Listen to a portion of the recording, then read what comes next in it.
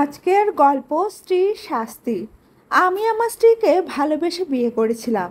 ভেবেছিলাম আমার অগোছালো প্রেমিকাই আমার গোছালো বউ হয়ে উঠবে, কিন্তু না। বিয়ের পর থেকে আমি কোমলের মধ্যে আরও পরিবর্তন দেখতে পাই। সারাদিনই ফোন, ল্যাপটপ আর রূপচর্চা করেই দিন কাটাতো। ও সংসারের কোনো কাজই করতো না, আবার মায়ের কাজে শুধু শুধু খুঁত ধরতো। সাথে মাকে নানান অজুহাতে হেনস্থা করার চেষ্টা করত। তবে আমার মা ছিল খুবই সহজ সরল মানুষ। ছেলের বউয়ের কোনো ভুলই মায়ের চোখে পড়তো না। তবে আমি কোমলকে সংসার আর কাজ নিয়ে কিছু বলতে গেলেও মা আমায় নিষেধ করত। মা বলতো বৌমা ছোট মানুষ, বৌমার বয়স আর কতই বা হয়েছে যে এই বয়সে মন দিয়ে সংসার করবে।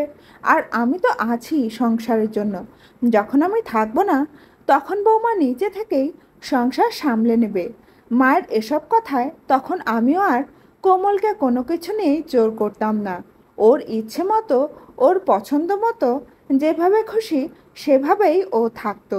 তবে কোমলের সবচেয়ে খারাপ দিক ছিল মাকে এই কাজ সেই কাজের জন্য অর্ডার করা।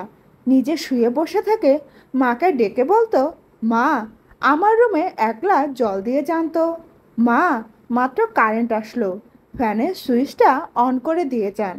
আরও কত কি যা বলতে গেলেও শেষ হবে না। আর আমার মা তার ছেলের বউয়ের সব অর্ডার বলা মাত্রই করে দেওয়ার চেষ্টা করত। তবে কোমলের দেওয়া কোনো কাজ মায়ের করতে একটু লেট হলেই কোমল মাকে মাঝে মধ্যে অকথ্য ভাষায় গালাগালি করা শুরু করে দিত। আমার মা ছেলের বউয়ের সেই বাজে কথাগুলো চুপ করে হজম করে নিত, কিন্তু কোমলের সব অভদ্র কথাবার্তা, অভদ্র আচরণ দেখে আমি খুবই অবাক হচ্ছিলাম। যাকে আমি ভালোবেসে বিয়ে করলাম, যার সাথে আমার দীর্ঘ 5 বছরের সম্পর্ক ছিল, কিন্তু ওই 5 বছরেও আমি কোমলকে চিনতে পারিনি। তবে মানুষটাকে আমি খুবই ভালোবাসতাম। সাথে আমি আমার মাকেও কোমলের থেকে বেশি ভালোবাসতাম। কিন্তু কি থেকে এসব কি হচ্ছে এত কিছু বোঝার আগেই ঘটে গেল আরেক অঘটন। একদিন দুপুরবেলা আমরা তিনজন একসাথে খেতে বসেছি। তখন কোমল বলল, মা আপনি কি ঘুমিয়ে ঘুমিয়ে রান্না করেন নাকি? কোনো খাবারই মুখে দেওয়া যাচ্ছে না, তেল মশলা নুন পরিমাণ করে দিতে পারেন না? তখন আমি কোমলকে বললাম, কোমল তুমিও তো একদিন রান্না করতে পারো। মায়ের রান্না করা খাবার তোমার যেহেতু মুখে রোচে না, তুমি তোমার মন মতো রান্না করে নিতেই পারো। আমার কি রান্না ছাড়া আর কোনো কাজ নেই যে আমি রান্না করব? তোমার মাই রান্না করবে। মা খাওয়া বাদ দিয়ে এখন উঠুন আর কিচেনে যান, আমার জন্য একটা ডিম ভাজি করে আনুন। এসব তরকারি দিয়ে আমি খেতে পারছি না। বৌমা তুমি আমায় 5 মিনিট সময় দাও, আমি তোমায় ডিম ভাজি করে দিচ্ছি। আমার মা যে ডিম খাওয়া তো দূরের কথা, ডিম ছুঁয়েই দেখে না, সে কোমলের জন্য খাওয়া বাদ দিয়ে ডিম ভাজি করে নিয়ে আসলো। মা কিভাবে ডিম ভাজতে হয় সেটাও আপনি জানেন না? এত কড়া করে কেউ ডিম ভাজে? এটা আপনার ছেলেকে দিন, আর আমার জন্য অল্প আছে অল্প তেল দিয়ে ডিম ভাজি করবেন। আমি চোখের সামনে থেকে কোমলের কঠিন রূপগুলো দেখছিলাম, সাথে আমার মাকেও দেখছিলাম। পরে আমার মা কোমলকে পারফেক্টভাবে ডিম ভাজি করে দেওয়ার পর কোমল আর আমার খাওয়া শেষ হলে ডিমের সাথে লাগানো সব থালা বাসন ক্লিন করে আবার স্নান করে এসে খেতে বসলো। আমি শুধু মায়ের ধৈর্য দেখছিলাম। তবে আমি আমার সংসারটাকে মা আর কোমলকে নিয়ে সুখকর করার জন্য কোমলের বাবা মাকে কোমলের আচরণ সম্পর্কে অবগত করি, কিন্তু তাতেও কোনো কাজ হয় না। কোমলের বাবা মা আমায় বলে কোমল নাকি এমনই, একটু বেশি উগ্র স্বভাবের। তারা নিজেরাই তার মেয়েকে আগে ঠিক করতে পারেনি, এখন মেয়ের বিয়ে হয়ে গিয়েছে, এখন আর ওনারা কী করবে? তবে কোমল যখন জানতে পারে আমি ওর বাবা মায়ের কাছে ওর সম্পর্কে নেগেটিভ কিছু বলেছি, তখন এই নিয়ে ও আমার মায়ের সাথে ঝগড়া শুরু করে।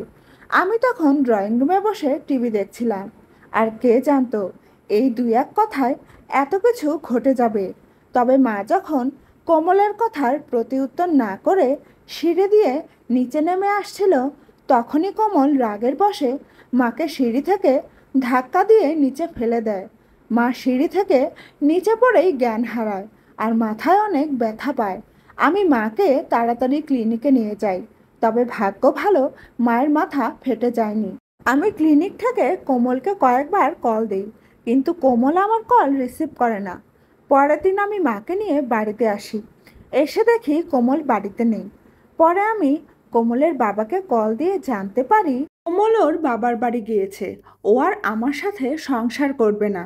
আর আমারও কোমলের প্রতি আর কোনো ভালোবাসা ছিল না। যে আমার বয়স্ক মাকে ধাক্কা দিয়ে নিচে ফেলে দিতে পারে, সে আমার বউ হওয়ার যোগ্যতা হারিয়েছে। ওই দিন আর মাকে একা বাড়িতে রেখে অফিসে যায়নি। ঠিক 11টার দিকে কলিং বেল বেজে উঠল। দরজা খুলতেই দেখি পুলিশ এসেছে। থানায় আমায় ধরে নিয়ে যাওয়া হলো। পুলিশ অফিসার বলল, আমার নামে নারী নির্যাতনের মামলা করেছে কোমল। আমি নাকি কোমলকে যৌতুকের জন্য শারীরিক মানসিক অত্যাচার করি। এদিকে মা অসুস্থ।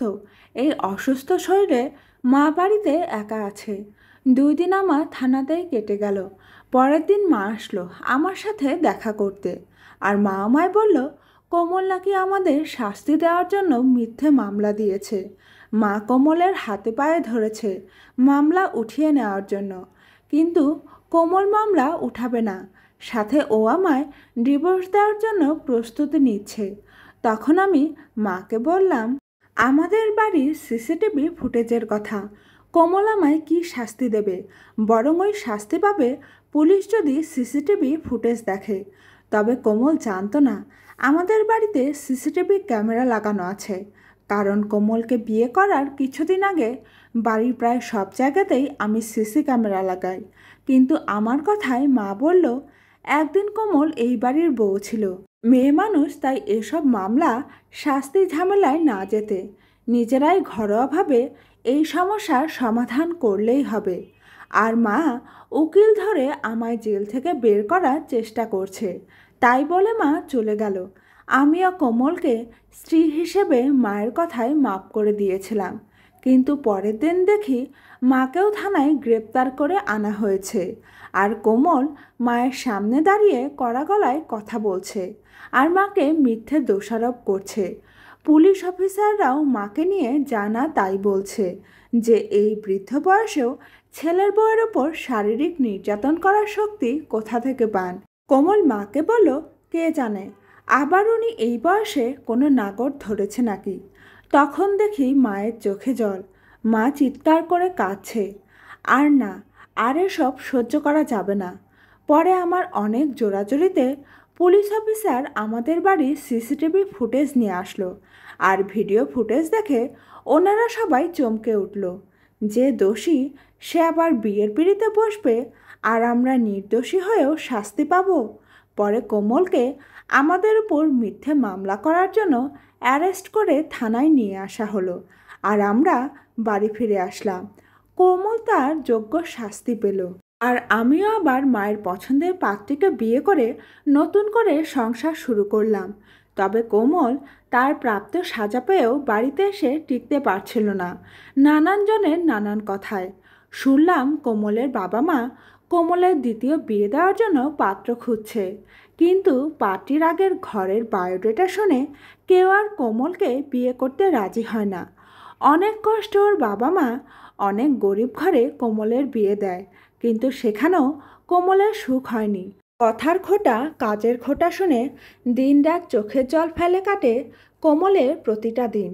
আর এখনও আমার মা কোমলের জন্য দুঃখ করে বলে, মেয়েটা ভালো ছিল, তবে মেয়েটার ম্যাচুরিটি কম থাকার কারণে মেয়েটা এত বড় কঠিন শাস্তি পেল।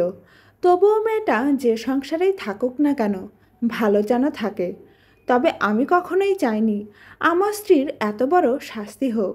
তবে কোমল ওর নামের সাথে নিজেকে মানিয়ে নিতে পারেনি, বরং ওর নামের বিপরীতে কোমলের কোমলতা হারিয়ে গিয়েছিল। বন্ধুরা, গল্পটা কেমন লাগলো কমেন্ট করে জানাতে ভুলবেন না কিন্তু। ভালো লাগলে লাইক, কমেন্ট এবং শেয়ার করবেন। চ্যানেলে নতুন হলে চ্যানেলটি অবশ্যই সাবস্ক্রাইব করে পাশে থাকবেন। ধন্যবাদ।